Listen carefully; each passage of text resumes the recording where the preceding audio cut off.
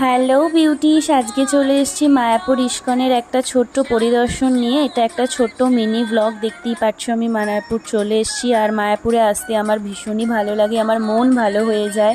হরে কৃষ্ণর কীর্তন শুনলে আমার ভীষণই শুদ্ধ লাগে মন, আর খুবই ভালো লাগে।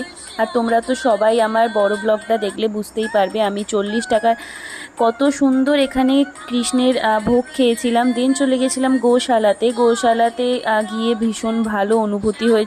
আর গঙ্গার পাড় থেকে এখানে মন্দিরটা এত অপূর্ব লাগে, সেই জন্য তোমাদের সাথেও শেয়ার করলাম।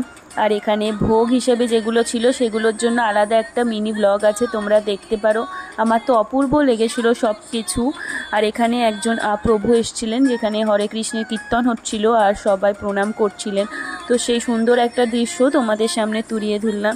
তো এই মিনি ব্লগটা ভালো লাগলে অবশ্যই আমাকে জানিও তোমাদের কেমন লাগে। হরে হরে, রাধে রাধে, হরে কৃষ্ণ। ভালো থেকো সবাই।